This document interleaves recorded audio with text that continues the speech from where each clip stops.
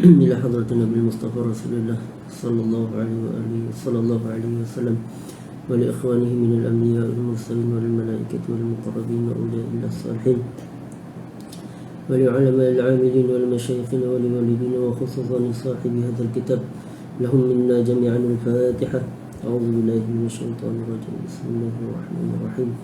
الحمد لله رب العالمين الرحمن الرحيم مالك يوم الدين إياك نعبد وإياك نستعين اهدنا الصراط المستقيم صراط الذين أنعمت عليهم غير المغضوب عليهم ولا الضالين آمين.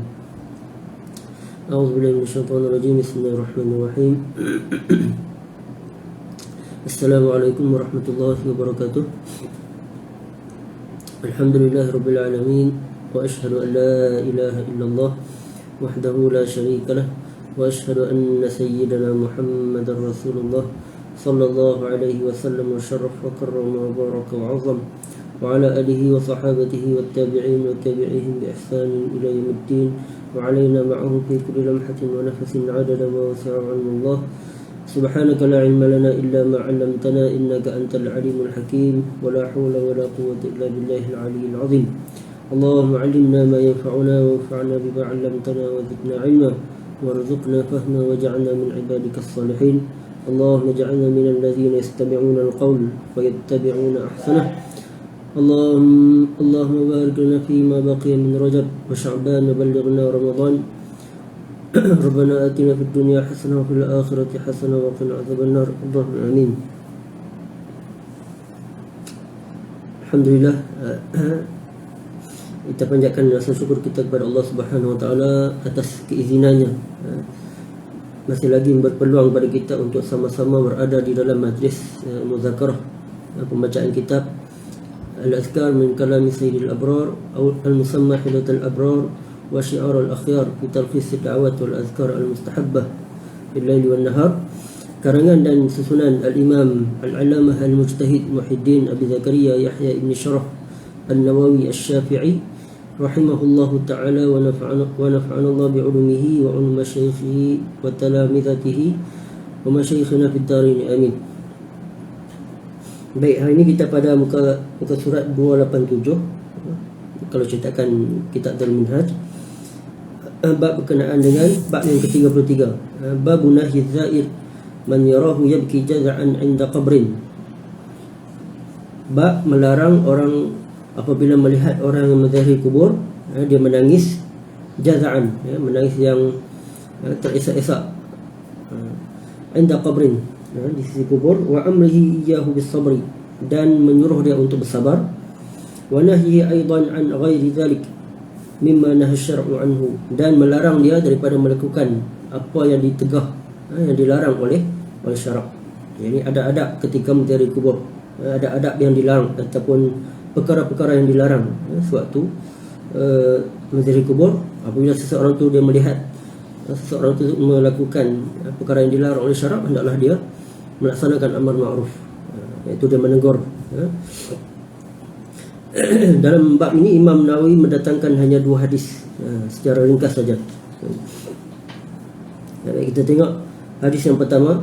Qala al-Imam Nawawi rahimahullahu ta'ala, rawaina fi sahihai al-Bukhari wa Muslim an Anas radhiyallahu ta'ala anhu qala marra an-nabiy sallallahu alaihi wa alihi wa sallam bi imra'atin tabki 'inda qabrin faqala ittaqillaha wasbiri.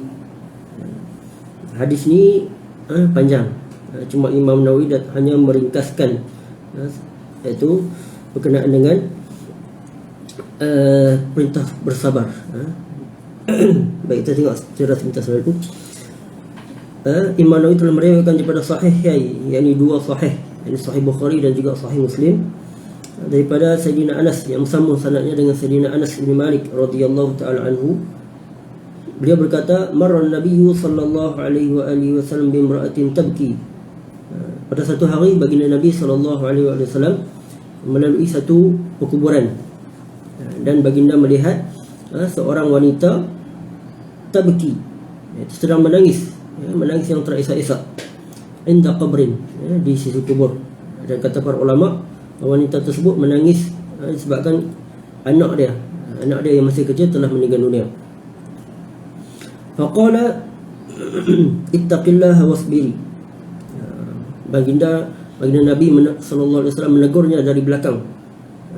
Itu Nabi kata ittaqillah, bertakwalah kepada Allah, wahai wanita, wasbiri, dan bersabarlah. Dan wanita tersebut yang menangis, dia tak tengok siapa yang menegur dia. Dalam hadis ni sambungannya, wanita tersebut kata ilaika anni, pergilah engkau dariku. Seolah dia tak nak terima teguran tersebut. Wanita tersebut suruh baginda Nabi SAW pergi dari situ, sedangkan dia tak tengok. Kemudian setelah Nabi pergi, Nabi pun pergilah, Nabi balik ke rumah. Kemudian orang yang sahabat yang bersama dengan Nabi SAW tu tegur, bagi tahu kepada wanita tersebut, kata, tahu tak siapa yang menegur kamu tadi? Sahabat kata, itulah Rasulullah SAW. Wanita tersebut pun jadi terkejut, kemungkinan dia tak tahu itu Nabi. Kemudian dia terus pergi ke rumah baginda Nabi SAW. Kemudian Nabi kata, ada dia punya sema-sema lagi. Kemudian Nabi kata, as-sabru inda sadmatil ula. Ini kesabaran tu, kesabaran yang terpuji itu, yang pahala dia sempurna. Pahala yang sempurna bagi orang yang sabar ni adalah ketika mana ketika mendapat musibah yang pertama, iaitu sadmatil ula. Yang ini pertama kali dia ditimpa musibah, dia bersabar. Itulah kesabaran yang sempurna, yang mendapat pahala yang berganda-ganda. Itu baginda Nabi SAW menyuruh dia untuk bertakwalah kepada Allah dan juga bersabar. Sebab perempuan tu, dia kematian anak dia masih kecil. Dia kata kepada Nabi, pergilah engkau dariku, engkau tidak ditimpa musibah seperti mana aku, seperti mana saya ditimpa musibah. Baik, itu hadis yang pertama. Kemudian hadis yang berikutnya, qala wa rawayna fi sunan Abi Daud wan Nasa'i wa Ibn Majah bi isnadin hasan an Bashir ibn Ma'bad al-ma'ruf bi ibn al-Khasasiyah radhiyallahu ta'ala anhu, bainama ana umashi an-nabiy sallallahu alaihi wa alihi wasallam nazara. Hadis ni dia panjang juga. Imam Nawawi meringkaskan supaya untuk menyesuaikan dengan munasabah dengan bab ini, supaya tidak memanjangkan dalam perbahasan. Fa idza rajulun yamshi bainal qubur alaihi na'lan faqala ya sahib as-sibtain alqi sibtiyataika wa dzakara tamam al-hadis. Ada lagi panjang hadis lagi.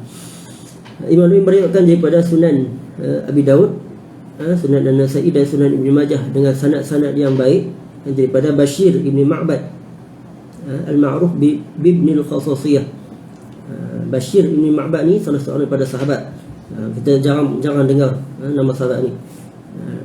Dia sebelum masuk Islam, di zaman jahiliah, nama dia Zahmun.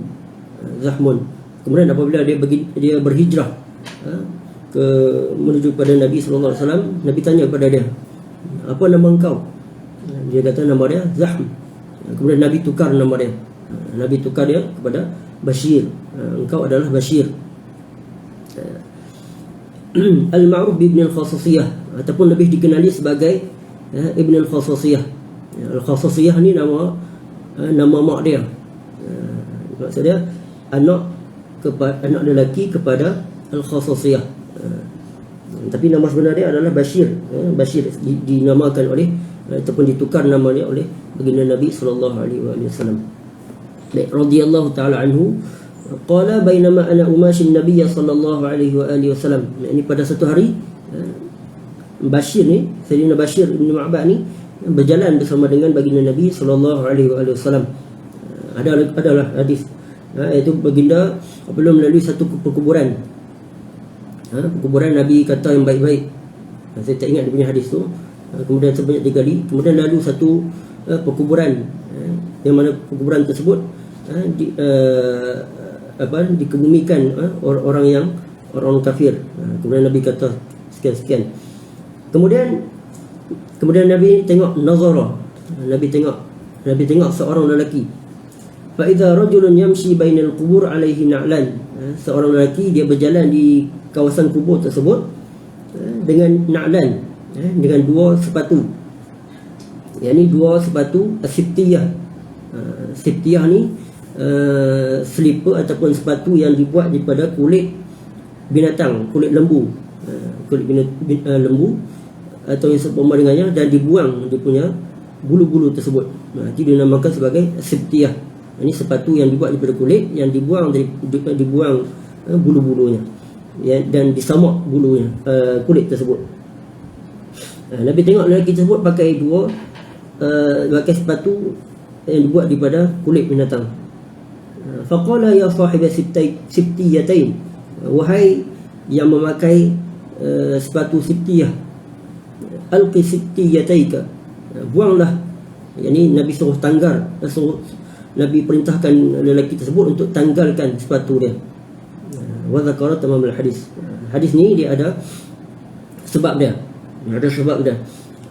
Kata Imam Nawawi, kalau kita tengok secara umumnya, secara literalnya, itu seolah-olah baginda Nabi SAW melarang daripada memakai sepatu, pakai kasut, pakai slipper di ketika mana menziarahi kubur.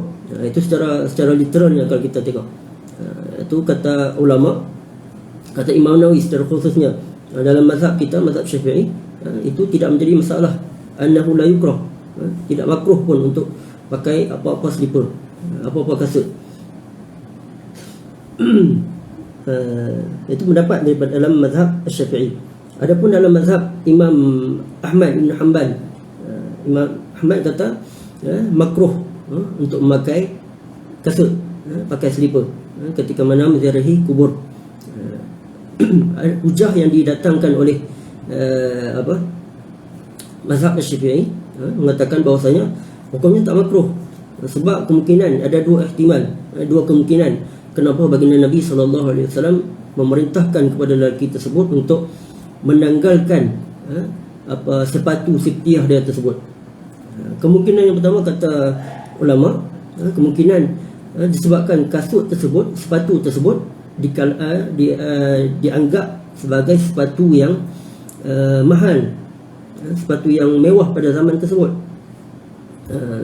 Sebab seolah-olah Nabi tengok lelaki tersebut dia pakai dalam keadaan riak ketika mana menziarahi kubur. Sepatutnya ketika waktu menziarahi kubur tersebut perlu ada rasa keinsafan, rasa tawaduk, rasa rendah diri.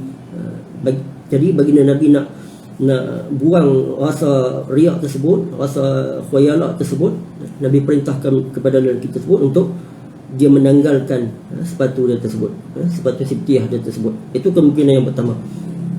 Adapun kemungkinan yang kedua kata ulama, baginda Nabi perintah lelaki tersebut sebab baginda Nabi tengok ada najis, kemungkinan ada najis di sepatu, ada di sepatu siftiyah tersebut.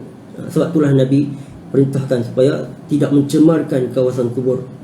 Itu dua kemungkinan yang didatangkan ataupun yang menjadi hujah mengatakan ianya tidak makruh, untuk kita pakai apa-apa kasut pun, tapi dengan syarat janganlah pakai dengan keadaan riak, jangan sombong dan sebagainya, dan juga dalam keadaan kasut tersebut, slipper tersebut tidak dikotori dengan najis. Kalau tak ada dua sebab tersebut, itu tidak ada masalah, bahkan tidak makruh pun. Baik. Wa dzakara tamam al-hadis. Qultu as-sittiyah an-na'lu allati la sya'ra 'alayha wa hiya bi kasri sin al-muhmalah wa iskan al-ba' al-muwahhadah, iaitu an-na'lu allati la sya'ra 'alayha, iaitu sepatu yang tidak ada bulu, yang dibuat daripada kulit binatang dan disamak kulit tersebut. Waqad ajma'at al-ummah ala wujub al-amri bil ma'ruf wan nahyi 'anil munkar Dan para ulama telah sepakat mengatakan bahawasanya wajib untuk al-amru bin ma'ruf wan nahyu 'anil munkar, untuk melaksanakan amar ma'ruf dan juga an-nahyu 'anil munkar. Kalau kita tengok apa-apa yang menyalahi syarak, hendaklah kita segera tegur. Contoh, kalau kita tengok orang yang ziarah kubur tersebut, dia bisa rokok contoh dia, hendaklah kita tegur dia dengan baik, kata hendaklah beradab ketika mana menziarahi kubur dan sebagainya. Apa-apa juga perkara yang menyalahi syarak, hendaklah kita tegur secara terus. Itu perintah ataupun sepakat para ulama mengatakan bahawasanya wajib untuk melaksanakan amar ma'ruf dan nahyu 'anil munkar. Wa dalailuhu fil kitab as-sunnah masyhuratun, dan dalil-dalilnya daripada kitab dan juga sunnah, yakni hadis, masyhurah, banyak. Cuma Imam Nawawi hanya mendatangkan 2 hadis ni saja. Wallahu taala a'lam. Baik, iaitu yang lainnya dikiaskanlah, dikiaskan. Kalau kita tengok apa-apa yang tak baik, apa yang menyalahi hukum syarak, hendaklah kita tegur. Baik, bab yang terakhir dalam ni kenaan dengan jenazah, iaitu babul buka wal khauf 'inda al-murur bi quburil zalimin wa bi masari'ihim. Bab berkenaan dengan menangis dan juga menimbulkan rasa takut ketika mana melalui kubur orang yang zalim. Ini orang yang maksudnya orang yang ditimpa azab, orang yang pernah masa hidup dia mengingkari perintah Allah dan sebagainya. Wa izharil iftiqar ila Allah Ta'ala, dan menzahirkan rasa iftiqar, rasa berhajat kepada Allah Ta'ala. Wa tahzir minal ghaflah an dhalik, dan larangan berwaspada daripada lalai ketika mana melalui kawasan tersebut. Nah, dalam bab ini Imam Nawawi hanya mendatangkan sebuah hadis saja. Baik.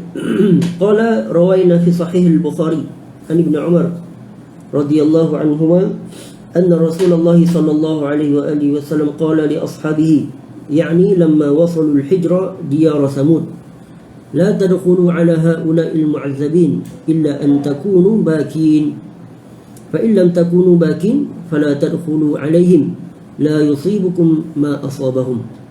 Hadis ini juga ada kisah dia, ada panjang, ada sambungannya,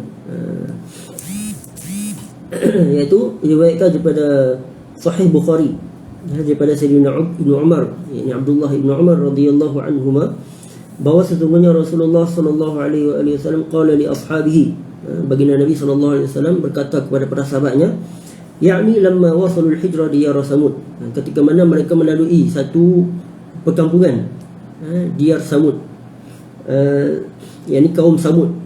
Kaum Samud ni kaum yang ditimpa azabnya disebabkan mereka mengingkari Nabi mereka, iaitu Nabi Allah Saleh alaihi salam. Sebabkan itulah mereka ditimpa azab. Adalah kalau nak lebih lanjut boleh rujuk kepada kitab-kitab muktabar berkenaan dengan apa sebab mereka ditimpa azab ketika mana mengingkari Nabi Allah Saleh alaihi salam. Nabi berkata, baginda Nabi sallallahu alaihi wasallam berkata kepada para sahabatnya ketika mana melalui kawasan tersebut, kaum Samud tersebut, iaitu ketika mana baginda Nabi dan para sahabat sedang dalam perjalanan menuju ke Tabuk, dan kaum Samud tersebut, perkampungan mereka kalau tak salah berada di antara Madinah ke Tabuk lah, kawasan tersebut lah. Kemudian Nabi kata, la tadkhulu ala haula'il mu'azzabin illa an takunu bakin. Janganlah kamu melewati ketika mana masuk ke kawasan tersebut haula'il mu'azzabin, mereka yang diazab tersebut, yang sedang diazab tersebut, illa an takunu bakin, melainkan kamu masuk dalam keadaan bakin, menangis. Menangis di sini maksudnya menangis yang memikirkan balasan ataupun azab yang menimpa kaum tersebut, yang mengingkari Nabi mereka, Nabi Allah Saleh tersebut. Itu masuk dalam perasaan takut, menangis memikirkan azab yang ditimpa mereka. Fa in lam takunu bakin, sekiranya kamu tak rasa nak menangis pun, fala tadkhulu alaihim, janganlah kamu masuk, janganlah kamu melewati perkampungan tersebut. Ini masuk, ini perintah baginda Nabi sallallahu alaihi wasallam, perintah al-amru tersebut linadbi, maksudnya di perintah yang secara bukannya wajib secara mutlak. Ini supaya menimbulkan rasa ataupun memikirkan azab yang ditimpa Allah kepada mereka.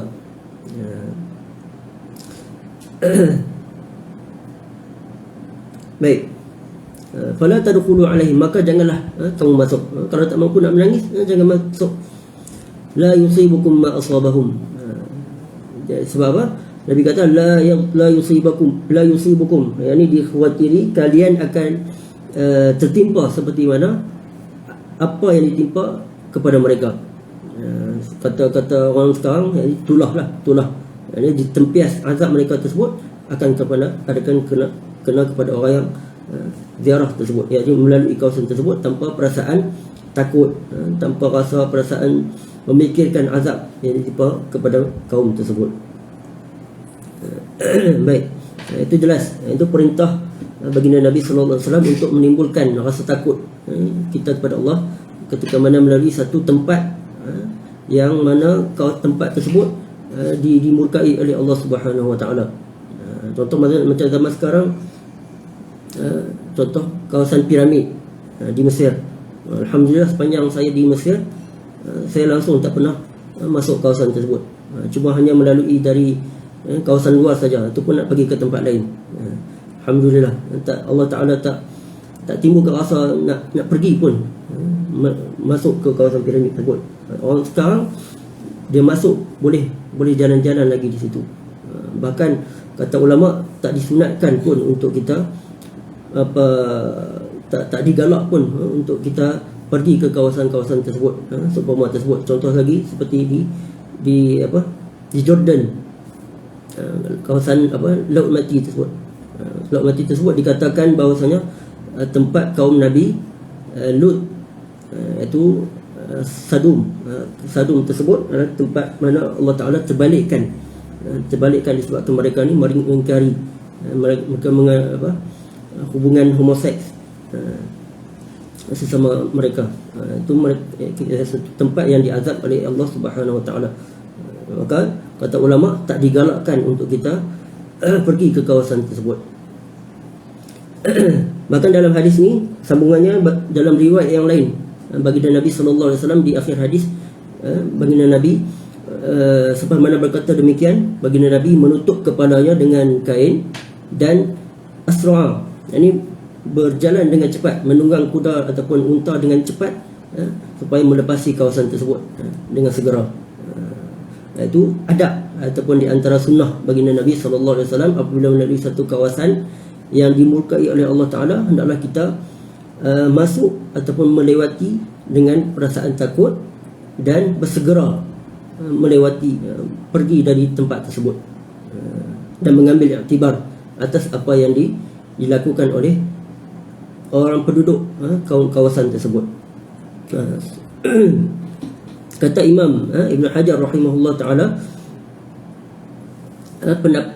apa yang dilakukan oleh baginda Nabi sallallahu alaihi wasallam di kawasan Diyar Samud tersebut hendaklah dicontohi, diikuti, ditiru oleh kita pada setiap tempat. Bukan hanya kawasan Samud tersebut saja. Ini pada semua tempat, sama ada di piramid, di kawasan Laut Mati dan sebagainya yang dimurkai Allah. Jadi tanpa sebab, tanpa ada sebab untuk pergi. Kalau ada sebab, ada contoh macam kata setengah doktor, kawasan tersebut dia ada boleh merawat. Contoh macam di Laut Mati tersebut, kata doktor boleh merawat penyakit kulit. Itu dengan sebab, itu tak ada masalah. Cuma pergi dengan segera tanpa berlama-lama dan bersantai-santai, itu yang dilarang.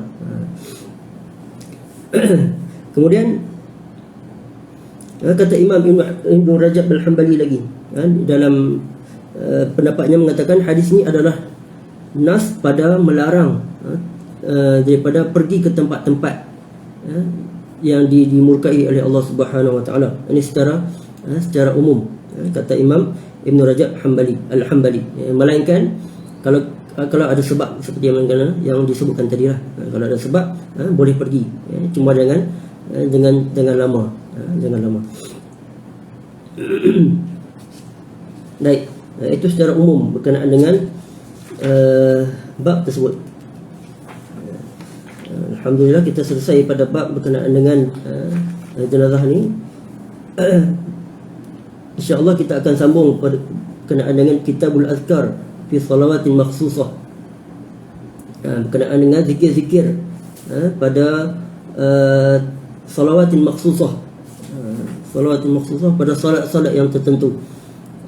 Itu babul azkar al-mustahabah yaumul jumu'ah wa lailataha wa du'a. Bab berkenaan dengan zikir-zikir yang digalakkan, yang dianjurkan pada hari Jumaat dan malamnya, dan juga doa. InsyaAllah kita akan sambung pada majlis yang akan datang, itu pada esok hari insya-Allah. Wallahu taala a'la wa alam. Apa yang baik pada Allah Subhanahu Wa Taala, apa yang kurang disebabkan kelemahan dan kekurangan diri saya mohon maaf. Kita akhiri dengan sama-sama berselawat pada baginda Nabi sallallahu alaihi wasallam, tasbih kafarah dan juga suratul Asr. Allahumma salli afdal salati ala as'adil makhluqatika sayyidina Muhammad wa ala alihi wa sahbihi wa sallim adada ma'lumatika wa midada kalimatika kullama ذكرك الذاكرون وغفل عن ذكرك الغافلون. اللهم صل أفضل صلاة على أسعد المخلوقات كسيدنا محمد وعلى آله وصحبه وسلم عدد معلوماتك ومداد كلماتك كلما ذكرك الذاكرون وغفل عن ذكرك الغافلون.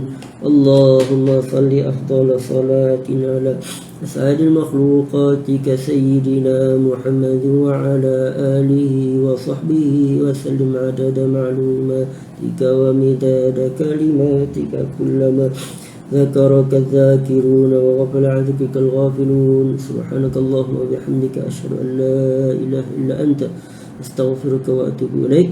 بسم الله الرحمن الرحيم. والعصر إن الإنسان لفي خسر إلا الذين آمنوا وعملوا الصالحات وتواصوا بالحق وتواصوا بالصبر. وجزاكم الله خير الجزاء. Terima kasih kepada semua yang mengikuti majlis kita pada hari ini. Assalamualaikum warahmatullahi wabarakatuh.